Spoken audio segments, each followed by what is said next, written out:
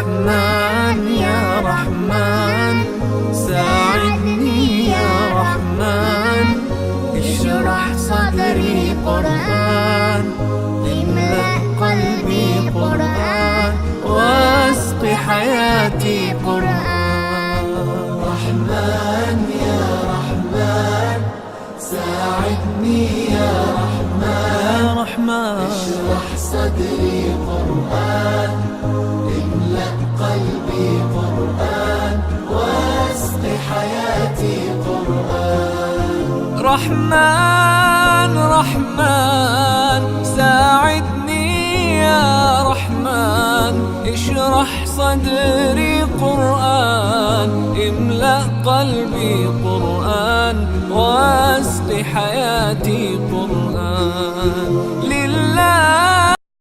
تو الحمدللہ ہم نے صحیح کی تعریف سمجھ لی. صحیح وہ کلمہ ہے جس میں کوئی حرف علت نہ ہو اور کوئی حمزہ بھی نہ ہو اور دو حروف ہم جنس کے بھی نہ ہو. اور میں نے آپ کو اس کی مثال دی دھرابا. پھر میں نے آپ کو محموز پڑھا دیا. الحمدللہ محموز کے متعلق میں نے آپ کو بتایا کہ وہ کلمہ ہے کہ جس کے حروف اصلیہ میں کوئی حمزہ پایا جائے. اب حمزہ یا تو فا کلمے کی جگہ پر پایا جائے گا, یا تو عین کلمے کی جگہ پر پایا جائے گا, یا تو لام کلمے کی جگہ پر پایا جائے گا. اگر فا کلمے کی جگہ پر اگر حمزہ پایا جائے تو فا کلمہ محموز الفا, اور اگر عین کی جگہ پر پایا جائے تو محموز العین, اور اگر لام کی جگہ پر پایا جائے تو محموز اللام. تو الحمدللہ یہ تو ہم لوگ پڑھ چکے. اب میں نے آپ کو بتایا کہ اب ہم لوگ پڑھنے جا رہے ہیں کیا, مضاعف. اور یہ میں شروع میں بتا چکا کہ یہ مضاف نہیں ہے. وہ جو نحو کے اندر مضاف, مضاف الیہ اور مرکب اضافی کے دو جز وہ جو پڑھے تھے اس کا پہلا جز نہیں ہے یہ, بلکہ یہ مضاعف ہے. یہ کون سا کلمہ ہے؟ تو آئیے میں آپ کو اس کو اسکرین پر تعریف کے ذریعے میں آپ کو سمجھاتا ہوں کہ یہ مضاعف, ٹھیک ہے. مضاعف وہ کلمہ ہے جس کے حروف اصلیہ میں کوئی دو حروف ہم جنس کے ہوں. اور میں نے آپ کو جب صحیح کی تعریف پڑھائی تھی تو اس وقت میں نے آپ کو یہ ذکر کیا تھا کہ اگر صحیح کی تعریف اگر آپ صحیح طرح سے پڑھ لیں گے تو باقی تعریفات سمجھنا آپ کے لیے آسان ہو جائے گا, اور اسی کی تعریفات میں سے باقی تعریفات انشاءاللہ تعالی ہم لوگ نکال لیں گے. تو صحیح کی تعریف دوبارہ سے ذہن میں لے آئیے. صحیح کیا ہے؟ صحیح جس میں کوئی حرف علت نہ ہو اور جس میں کوئی حمزہ نہ ہو اور کوئی دو حروف ہم جنس کے نہ پائے جائیں. اگر حرف علت ہو تو پھر کیا ہوگا یہ میں آپ کو آگے بتاتا ہوں, اور اگر کوئی حمزہ ہو تو یہ میں آپ کو بتا چکا, اگر کوئی حمزہ ہو تو محموز ہو جائے گا. اور اگر کوئی دو حروف ہم جنس کے پائے جائیں تو پھر کیا, بس اگر دو حروف ہم جنس کے پائے جائیں گے تو وہ کیا ہو جائے گا, وہ ہو جائے گا مضاعف.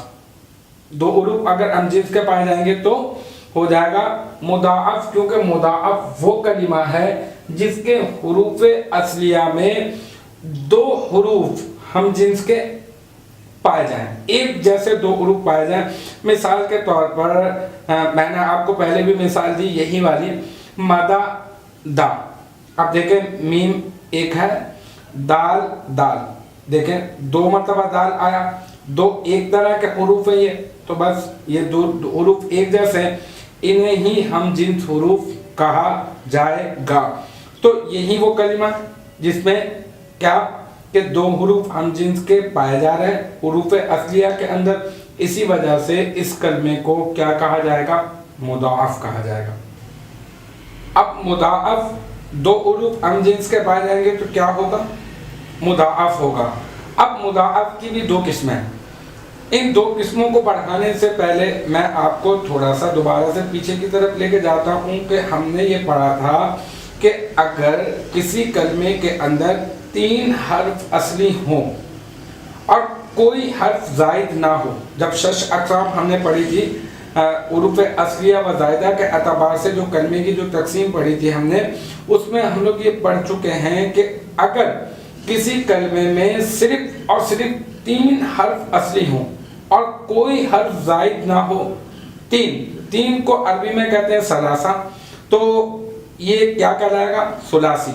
اگر 3 حرف اصلی ہو اور کوئی حرف زائد نہ ہو تو کیا کہیں گے اس کلمے کو؟ ثلاثی کہیں گے. اچھا، اگر 3 حرف اصلی ہوں اور اگر کوئی زائد بھی ہو تو ثلاثی مزید فی. ابھی ثلاثی مزید فی کی بات ہم لوگ نہیں کر رہے. اچھا، رباعی کیا ہوگا؟ رباعی وہ ہوگا جس میں 4 حروف اصلی ہوں. کیا؟ جس میں 4 حروف اصلی ہوں اس کو ہم لوگ کہہ دیں گے رباعی. ثلاثی کا وزن کرنے کے لیے کیا ہے؟ فعال. یہ میں آپ کو وقتاً فوقتاً بتا ہی رہا ہوں. ایک لام ہے صرف اور صرف، پہلے فا ہے، پھر عین ہے اور پھر لام. فقط ایک لام ہے. اچھا، تو رباعی کا وزن کرنے کے لیے کیا؟ رباعی کا وزن کرنے کے لیے 2 لام، فا لا لا، 2 لام استعمال کیے. تو میں آپ کو ابھی سمجھاتا ہوں کہ یہ لام اور لام والی کہانی میں کیوں لے کر آیا. لیکن اگر ابھی والی بات اگر آپ غور سے سنیں گے اور سمجھیں گے نا تو آپ کو اس کی دونوں قسموں کو یاد کرنا اور سمجھنا اور ذہن میں رکھنا آپ کے لیے کوئی بڑی بات نہیں ہوگی. لیکن آپ اس تمہید کو جو ہے نا وہ اچھے طریقے سے سمجھ لیں. کیا کہ ثلاثی کیا ہوگا؟ جس میں 3 حرف اصلی ہوں گے، کوئی زائد نہیں ہوگا. رباعی کیا ہوگا؟ جس میں 4 حرف اصلی ہوں گے، کوئی حرف زائد نہیں ہوگا. اچھا، پھر ثلاثی کا وزن کرنے کے لیے فعال کا استعمال کیا جاتا ہے اور رباعی کا وزن کرنے کے لیے فعلا کا استعمال کیا جاتا ہے، یعنی 2 لام کا استعمال کیا جاتا ہے. اب میں آپ کو اس کی مضاعف کی 2 قسمیں بتاتا ہوں. اب یہ والی تمہید سننے کے بعد، کیونکہ یہ والی اصطلاحات استعمال ہوئی ہیں نا، ویسے تو میں آپ کو پیچھے پڑھا چکا لیکن دوبارہ سے استعمال ہوئی ہیں یہاں پر، تو میں نے کہا کہ میں آپ کو بتا دوں تاکہ اب آپ کو یہ تعریف سمجھنا جو ہے وہ آسان ہو جائے. ٹھیک ہے؟ تو مضاعف کی 2 قسمیں ہیں. کون کون سی؟ ایک مضاعف ثلاثی اور ایک مضاعف رباعی. ایک مضاعف ثلاثی، ایک مضاعف رباعی. اور اگر ہم غور کریں تو ویسے تو نام سے ہی معلوم چل رہا ہے، اگر غور کریں تو نام سے ہی معلوم چل رہا ہے، لیکن پھر بھی ہم اس کی تعریفات پڑھ لیتے ہیں. اور جیسے کہ کتاب میں بھی ذکر ہے تو مضاعف ثلاثی کی بھی 2 تعریفیں کی گئی ہیں اور مضاعف رباعی کی بھی 2 تعریفیں کی گئی ہیں. سب سے پہلے ہم مضاعف ثلاثی کی پہلی تعریف میں آپ کو بتاتا ہوں. مضاعف ثلاثی کی پہلی تعریف دیکھیں اسکرین کے اوپر آپ کو نظر آ رہا ہوگا. اس کی 2 طرح سے تعریف کی گئی ہے. تعریف نمبر 1 یہ ہے کہ ثلاثی، مضاعف ثلاثی یعنی مضاعف کا مطلب تو 2 حروف ہم جنس کے ہوں گے اور ثلاثی کا مطلب یہ کہ 3 حرف اصلی ہوں گے، 3 حروف اصلی ہوں گے، ان میں 2 حرف ایک جیسے ہوں گے. 3 حرف اصلی ہوں گے اور ان میں سے 2 حرف ایک جیسے ہوں گے. اب تعریف پہ غور کیجئے. تعریف نمبر 1 وہ کلمہ ہے جس کے حروف اصلیہ میں، اصلی حروف میں، اس پر بھی غور کرتے رہیں، حروف اصلیہ میں فا اور لام یہ دونوں ایک جیسے ہوں گے، یا پھر لام فا اور عین، ہے نا. دوسری صورت تو یہی ہو سکتی ہے. مطلب میں آپ کو یوں ہی وہی انگلی کا اشارہ دے کر سمجھاتا ہوں. دیکھیں جیسے یہ فا، عین اور لام، ٹھیک ہے نا، یہ 3 ہیں، یہ 3 حروف ہیں. اچھا، ہم یہ کہہ رہے ہیں کہ کیا کہ مضاعف کس کو کہا جاتا ہے؟ مضاعف کہا جاتا ہے جس میں 2 حروف ہم جنس کے پائے جائیں. اب یہ مضاعف ثلاثی کی تعریف یہ کر رہے ہیں، کہہ رہے ہیں کہ مضاعف ثلاثی اسے کہیں گے جس میں فا اور عین ایک جیسے ہوں گے، ٹھیک ہے، لام علیحدہ ہوگا، ٹھیک ہے. یا تو پھر یہ کہہ رہے ہیں کہ یہ فا اور یہ عین، لام، یہ دونوں ایک جیسے ہوں گے. دوسری صورت یہ ہو سکتی ہے. اور یا تو کہہ رہے ہیں کہ پھر یہ لام عین اور یہ لام، عین اور یہ لام، یہ دونوں ایک جیسے ہوں گے. فا اور لام یا فا اور عین یا عین اور لام کلمہ ایک جنس کا ہوگا. ایک جنس کا مطلب ایک جیسا ہوگا تو کیا ہوگا؟ مضاعف ثلاثی. یہ تعریف نمبر 1 ہے گھبرائے مت آپ بالکل کہ اس کی ایک اور دوسری تعریف بھی ہے، وہ اس سے زیادہ آسان ہے، لیکن اس کو کھول کر سمجھانے کی وجہ یہ کہ کتاب میں یہ بھی مذکور ہے، تو اس طرح سے یاد کر لیں، یا تو پھر جو دوسری تعریف ہے جو میں ابھی آپ کو بتاتا ہوں اس طرح سے یاد کر لیں، ٹھیک ہے۔ لیکن مضاعف ثلاثی کی تینوں مثالیں پہلے دیکھ لیں اچھی طرح سے۔ تینوں مثالوں سے مراد کیا کہ جس میں فا اور عین کلمہ ایک جیسا ہو، ٹھیک ہے۔ فا یا پھر دوسری مثال یہ ہوگی کہ جس میں عین اور لام یہ دونوں ایک جیسے ہوں، یا پھر تیسری صورت یہ ہوگی کہ جس میں فا اور لام ایک جیسا ہو۔ تو سب سے پہلے میں آپ کو فا اور لام، فا یعنی پہلا اور تیسرا، فا اور لام کے ایک جیسے ہونے کی مثال، ایک کلمہ ہے سلی سن، سلی سن، سین اور لام اور سین کتنے؟ 3، ٹھیک ہے، سین لام سین، ٹھیک ہے۔ تو اب یہ فا کلمہ ہے، یہ عین کلمہ ہے، یہ لام کلمہ ہے۔